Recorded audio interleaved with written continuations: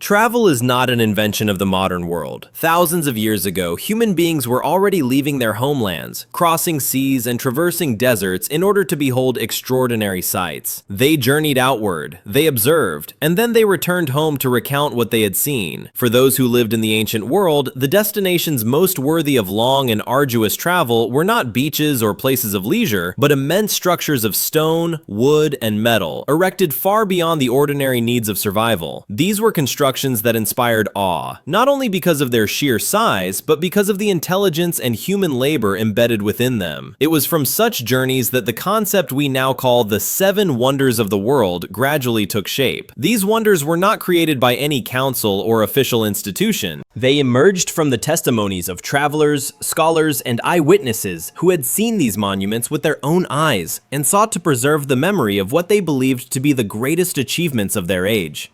In the beginning, there was no fixed list. Each person told the story in their own way. Each era selected monuments that reflected its own values and worldview. From the very start, the 7 wonders were never an immutable catalog, but an idea in motion, evolving alongside history itself. The earliest known lists of wonders are believed to have appeared around the 2nd century BCE, at a time when travel throughout the Mediterranean world had become increasingly common. The world known to ancient authors was relatively small, centered on Egypt, Mesopotamia, Greece, and Asia Minor. To them, this was the entirety of the world. As a result, the wonders were concentrated within a fairly limited geographic area. What is often overlooked is that there was never just one definitive list. At certain points, different accounts collectively mentioned as many as 16 distinct sites. Some lists included the Hanging Gardens of Babylon, while others replaced them with the Walls of Babylon. At times, the Lighthouse of Alexandria was excluded, only to be restored later. When Rome rose to dominance, Roman monuments began to appear in newer lists. With the spread of Christianity, religious sites such as Noah's Ark or Solomon's Temple were even proposed as wonders. Yet, despite these changes, the number 7 was almost always preserved. In ancient thought, 7 symbolized perfection. It was a symbolic number rather than a statistical one. This reveals that these 7 wonders were never merely an architectural ranking, but a cultural concept that reflected how ancient peoples understood their world. Another lesser-known fact is that the 7 wonders never truly coexisted for most of history. They were constructed across spans of centuries and, in some cases, millennia. According to modern estimates, even if all the wonders did exist exactly as described, there may have been only about 60 years in which all 7 stood at the same time. After that brief overlap, war, earthquakes, fires, and religious transformations gradually erased them. For this reason, the 7 wonders of the ancient world are not only a story of construction, but also a story of loss. Each wonder was born from human power, resources, and ambition, yet each also demonstrates the fragility of even the grandest works when confronted with time. Paradoxically, it is this disappearance that has rendered the wonders immortal in human memory. They no longer exist as physical objects, but as ideas. Ideas that testify to the extraordinary creative capacity of humanity within the civilizations of antiquity. From this point forward, the journey into each individual wonder will reveal not only how they were built, but also why they vanished, leaving behind a legacy that transcends stone and metal. On the western bank of the Nile, rising from the arid desert of Egypt, the Giza Pyramid Complex stands as an indelible imprint on the history of humankind. Several pyramids are found here, yet 3 dominate the landscape, each associated with a pharaoh of the 4th dynasty: Khufu, Khafre, and Menkaure. The Pyramid of Khufu, also known as the Great Pyramid, is the largest and most renowned of them all. The Pyramid of Khafre ranks 2nd and appears taller due to its construction on higher ground, while the Pyramid of Menkaure is the smallest, though no less refined in its execution. These monuments were not built at random. Together, they form an ordered and deliberate ensemble, reflecting the power, beliefs, and administrative sophistication of ancient Egypt at the height of its civilization. The Great Pyramid of Khufu was constructed around 2560 BCE and has endured for more than 4,500 years. For nearly 3,800 years, it remained the tallest man-made structure on Earth. Its primary purpose was to serve as the tomb of the pharaoh, who was regarded as a divine presence on Earth. To the ancient Egyptians, death was not an end, but a transition. The pyramid was designed to safeguard the king's body, soul, and memory, allowing him to enter the eternal realm. Such a project demanded immense resources. Tens of thousands of individuals took part in its construction, including builders, architects, physicians, and stone haulers. Debate has long surrounded whether these workers were slaves or skilled laborers, yet an increasing body of evidence suggests that most were free people, operating within a highly organized state system. What renders the pyramids of Giza mysterious is not only their scale, but also the techniques behind their construction. How multi-ton stone blocks were quarried, transported, and positioned with such precision remains a question without a definitive answer. Numerous theories have been proposed, ranging from ramps and levers to complex hauling systems. Attributing these achievements to extraterrestrial intervention, however, reflects a failure to appreciate the ingenuity of ancient human intelligence. Originally, the pyramids were encased in polished white limestone that reflected sunlight brilliantly and could be seen from great distances. Over time, this outer casing was removed, yet the core structures have remained intact. Among all the wonders of the ancient world, only the pyramids of Giza still stand. Time has erased every other monument, but the pyramids endure, standing as a reminder that some creations do not merely challenge humanity, but challenge time itself. After the death of Alexander the Great, the city that bore his name at the mouth of the Nile rapidly rose to become the greatest commercial center of the ancient world. Alexandria linked Egypt to the Mediterranean and to distant trade routes that stretched far beyond the horizon. Goods, people, and knowledge flowed constantly into its harbor, yet the waters off Alexandria were far from easy to navigate. Submerged sandbanks and the darkness of night made approaching the port a perilous task. To confront this challenge, the rulers of the Ptolemaic dynasty made a decision that would prove revolutionary. Ptolemy I initiated, and Ptolemy II completed, the construction of a structure without precedent. A colossal lighthouse was erected on the island of Pharos, directly facing the harbor entrance. This monument was not only a tool of commerce, but a declaration of Alexandria's power and status within the Hellenistic world. The Lighthouse of Alexandria rose to a height of approximately 130 meters and required more than 12 years to complete. For the ancient world, such a height was almost unimaginable. The structure was built in 3 distinct tiers. The lowest level was square in shape, massive and solid. Above it rose an octagonal middle section, lighter in form yet greater in height. At the summit stood a cylindrical tower where the guiding fire was kept. At night, the flame burned continuously, and its light could be seen from more than 40 kilometers out at sea. To sailors, it was a sign of safety. The Lighthouse of Alexandria became the model for all lighthouses built in the centuries that followed. From that moment on, humanity began to use light as a means to conquer the darkness of the sea. What is truly remarkable is not only that the lighthouse was built, but that it was maintained. The fire at its summit required a constant supply of fuel, demanding a complex operational system in which people carried materials up to a height of hundreds of meters, day and night. For over 1,000 years, the Lighthouse of Alexandria continued to stand, until a series of earthquakes gradually weakened its structure. Eventually, the monument collapsed, and its enormous stone blocks were reused in the construction of a coastal fortress. Though the lighthouse itself no longer exists, its legacy endures. The name Pharos became a common term for lighthouses in many languages. The light that once guided the sailors of Alexandria now illuminates humanity's memory of one of the greatest achievements of the ancient world.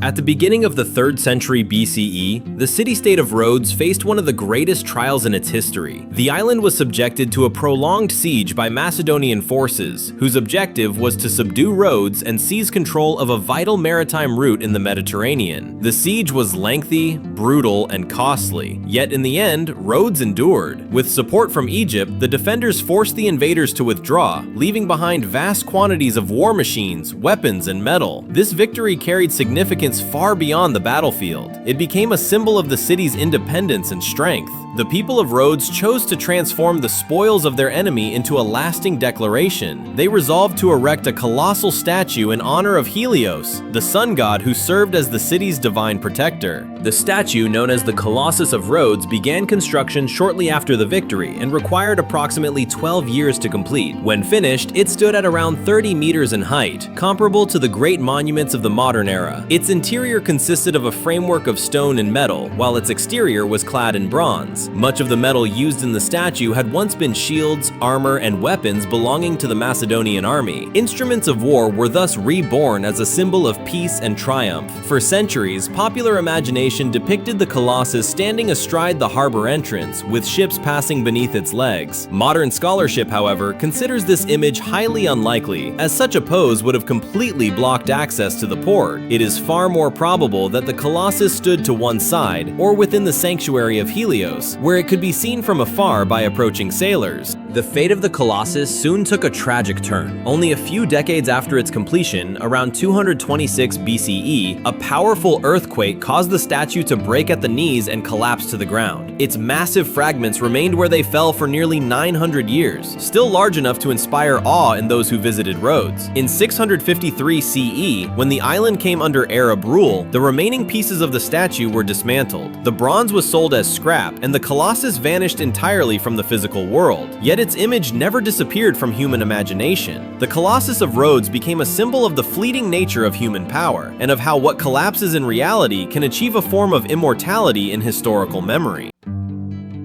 In the ancient Greek world, Olympia was more than a geographical location. It was a sacred center to which people came in search of communion with the divine. Here, major religious rituals were performed, and the Olympic Games were born, drawing city-states from across Greece. At the heart of Olympia stood the Temple of Zeus, dedicated to the supreme god of Mount Olympus. To match the authority of Zeus, the Greeks created a work that surpassed all previous cult statues. A colossal figure was erected within the temple's inner chamber. When ancient visitors entered the sanctuary, they did not simply see Zeus, they felt the presence of a god filling the space around them. The statue was not made merely to be admired, it was designed to make human beings feel small in the face of ultimate power. The statue of Zeus at Olympia rose to a height of over 13 meters, nearly touching the ceiling of the temple. Its core was constructed from a solid wooden framework, while its exterior was covered in gold and ivory, materials both precious and rare in the ancient world. Zeus was depicted seated upon his throne, his posture calm yet commanding. In one hand, he held Nike, the goddess of victory, a symbol of power and cosmic order. In the other, he grasped a scepter topped with an eagle, the sacred animal associated with Zeus. The creator of this masterpiece was Phidias, the greatest sculptor of ancient Greece. Phidias did more than carve a statue. He established a new standard for how the divine was imagined. In form, proportion, and expression, the statue of Zeus became a model that would shape Western art for centuries to come.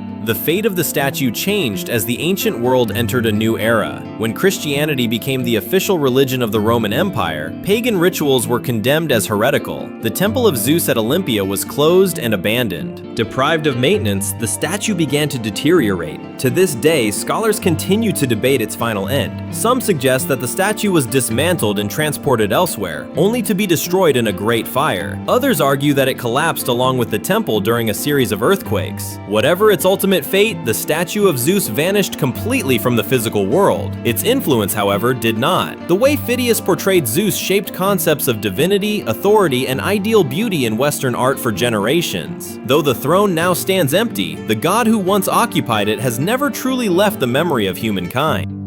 On the western coast of Asia Minor, the city of Ephesus once stood as one of the richest and most vibrant harbors of the ancient world. Merchants from across the Mediterranean docked here, bringing with them goods, wealth, and culture. Yet Ephesus was renowned for more than trade alone. The city was also a major religious center, closely associated with the worship of the goddess Artemis. In Greek belief, Artemis was the deity of hunting, wilderness, and the moon.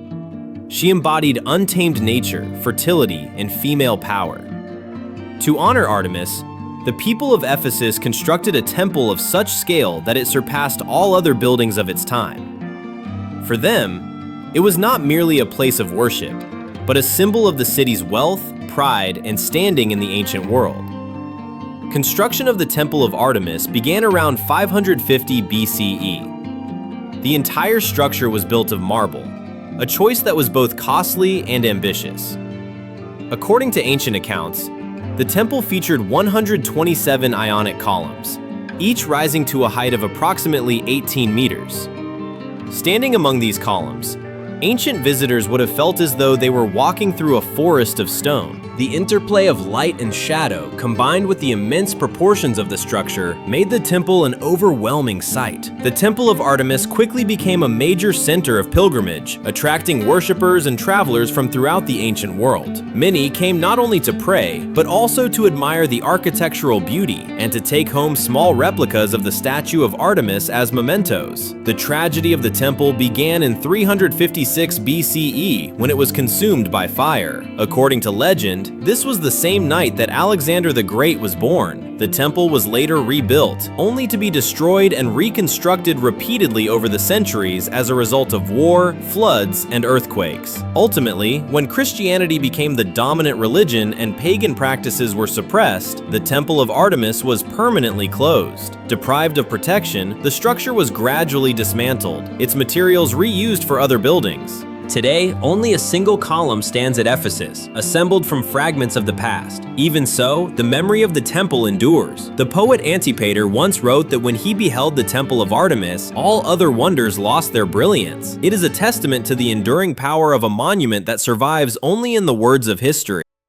On the southwestern coast of Asia Minor, the city of Halicarnassus once served as the capital of Caria, a land under the authority of the Persian Empire yet deeply shaped by Greek culture. Its ruler was Mausolus, a powerful and ambitious leader. He sought not only to govern in life, but also to be remembered in death. When Mausolus died around 353 BCE, his wife Artemisia resolved to build a tomb unlike any the world had seen before. This monument was not merely a burial site, but a declaration of power, love, and memory. Artemisia summoned the finest architects and artisans from across the Greek world to Halicarnassus. Her objective was unmistakable. The tomb of Mausolus was to surpass every other monument of its kind. The completed structure rose to a height of approximately 45 meters, dominating a hill overlooking the city. Surrounding the tomb were 36 Ionic columns, lending it a solemn, temple-like appearance rather than that of a conventional grave. The exterior was adorned with elaborate reliefs depicting familiar themes from Greek art, including the Amazonomachy, the battle between the Greeks and the Amazon warriors, and the Centauromachy, the struggle between the Lapiths and the half-human, half-horse creatures known as centaurs. At the summit of the mausoleum stood a sculpted quadriga, a four-horse chariot bearing Mausolus and Artemisia side by side. The monument attracted not only local inhabitants, it quickly became a renowned destination, nearly unavoidable for ancient travelers passing through the region. For centuries, the mausoleum of Mausolus withstood the passage of time. Eventually, however, a series of earthquakes weakened and destroyed the structure.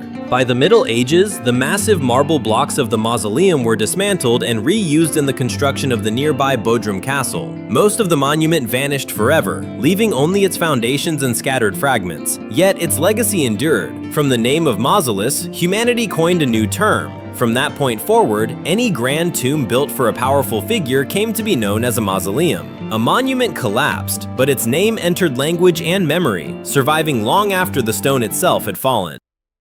Around 600 BCE, the city of Babylon stood at the height of its power under the reign of King Nebuchadnezzar II. It was one of the largest urban centers ever built in the ancient world, defined by massive defensive walls, monumental temples, and a prosperous economy. According to classical accounts, it was during this period that an extraordinary structure emerged, known as the Hanging Gardens of Babylon. Tradition holds that Nebuchadnezzar ordered the gardens to be built to please his queen, Amytis, who came from Media, a land of mountains and abundant greenery. Babylon, by contrast, lay upon a flat and arid plain. The garden was said to be an attempt to recreate the landscapes of her homeland within the heart of the imperial capital. If this story is true, then the Hanging Gardens were not only an architectural wonder, but a rare symbol of personal affection carved into the space of political power. Ancient descriptions suggest that the Hanging Gardens were not hanging gardens in a literal sense, but rather a system of terraced gardens rising one above another. Upon these elevated levels grew dense vegetation, flowering plants, fruit-bearing trees, and even large trees towering above the structure. Water flowed through channels, sustaining the entire complex. The greatest challenge lay in maintaining such a garden within Babylon's hot and dry climate. To overcome this, ancient engineers are believed to have devised a system capable of lifting water from the Euphrates River to the upper terraces. One widely cited hypothesis involves the use of the shadoof, a water-lifting device operating on the principle of a lever, raising water step by step. If accurate, this would represent a feat of engineering comparable comparable to the construction of the Egyptian pyramids. Unlike the other wonders, however, the Hanging Gardens of Babylon present historians with a fundamental problem. To this day, no Babylonian texts have been found that directly confirm their existence, and archaeological evidence remains inconclusive. Another theory proposes that the gardens were not located in Babylon at all, but in the Assyrian city of Nineveh, where ancient descriptions align more closely with known ruins. As a result, the Hanging Gardens occupy a space between history and legend, yet it is precisely this ambiguity that has made them immortal. Whether they truly existed or not, the Hanging Gardens of Babylon continue to live in the human imagination as a symbol of the desire to transcend nature, and of the belief that even within the most powerful empires, people long to bring beauty and life into their world. The year 1492 marked a profound turning point in human history. When Christopher Columbus departed Europe and crossed the Atlantic Ocean, he believed he was seeking a new route to Asia. Instead of reaching India or China, however, Columbus arrived on a land entirely unknown to Europeans. It was the Americas. To the people of Europe at the time, this was a new world. In reality, the land was anything but new. Human beings had lived there for tens of thousands of years. Complex and highly organized societies had risen and flourished long before Europeans ever appeared. Columbus's arrival in the Americas was not merely a geographical discovery. It opened an era of violent contact between two worlds that had never before known one another. As the Spanish began to push deeper into the new continent, they quickly realized that the Americas were not only vast in territory, but also home to powerful civilizations. In Mesoamerica stood the Aztec Empire, with its magnificent capital Tenochtitlan, built amid a lake. In South America lay the Inca Empire, known as Tawantinsuyu, stretching for thousands of kilometers along the Andes Mountains. Both possessed advanced political, religious, and economic systems. They built cities, roads, and temples, and exerted control over immense territories. Yet, to European eyes, these empires were not merely exotic. They represented immense sources of gold, silver, and other resources. The Americas rapidly became targets of conquest. Unlike other European powers, the Spanish did not come primarily to trade. They came to build an empire. Small expeditionary forces, equipped with firearms, steel weapons, and horses, gained a decisive advantage over indigenous armies that had never encountered such forms of warfare. Alongside military power, the Spanish carried another powerful motive: conversion. The spread of Christianity was regarded as a sacred mission, inseparable from the seizure of land and resources. Gold and faith became the twin pillars of conquest. From this point onward, the story of the ancient wonders gave way to a different narrative. A narrative of conflict, destruction, and the collapse of empires that had once shone with a brilliance no less remarkable than any wonder of the ancient world. When the Spanish advanced into the interior of the Americas, they encountered civilizations that were neither primitive nor fragmented. The Aztec Empire was built around its capital, Tenochtitlan, a vast city situated in the middle of Lake Texcoco. The city was sustained by the Chinampa system, artificial floating gardens that allowed highly efficient agriculture on water. Aztec society possessed monumental architecture, expansive marketplaces, skilled artisans, and a tightly organized social order. At its head stood Moctezuma, an emperor who was both a political ruler and a religious figure. When Hernán Cortés entered Tenochtitlan, he was received amid prophecies foretelling the return of the god Quetzalcoatl. This moment of uncertainty allowed the Spanish to seize Moctezuma. That control, however, proved short-lived. In 1520, the Aztecs rose in rebellion, forcing Cortés to flee the city during the night, later known as La Noche Triste. He returned with indigenous allies and superior weaponry, and in 1521, Tenochtitlan fell. The Aztec Empire ceased to exist. Farther south, the Inca Empire stretched along the Andes Mountains from present-day Ecuador to Chile. Tawantinsuyu was governed through a highly organized system based on the mita, a form of mandatory labor owed to the state. The Inca lacked a written language in the conventional sense, but they used the quipu, a system of knotted cords to record information. Astronomy played a central role in agriculture and ritual life, reflected in structures such as the Intihuatana and in mountain cities like Machu Picchu. In 1532, Francisco Pizarro encountered the Inca Emperor Atahualpa at Cajamarca. What began as a meeting quickly turned into a massacre. Atahualpa was captured despite the overwhelming numerical superiority of the Inca forces. Although he paid an enormous ransom in gold and silver, he was executed in 1533. From that point onward, the Inca Empire collapsed step by step under Spanish military and political pressure. The consequences of the conquest were profound and enduring. The two greatest empires of the Americas vanished. Indigenous populations declined catastrophically due to warfare, forced labor, and above all, European diseases such as smallpox. Temples were destroyed, books were burned, and traditional religions were replaced by Christianity. New cities rose upon the ruins of former imperial capitals. When viewed in its entirety, this historical trajectory reveals a stark contrast. The seven wonders of the ancient world tell a story of humanity's extraordinary capacity to build. The Spanish conquest, by contrast, tells a story of the destructive power of authority, when technology and ambition combined to erase civilizations that had once shone as brilliantly as any wonder in history.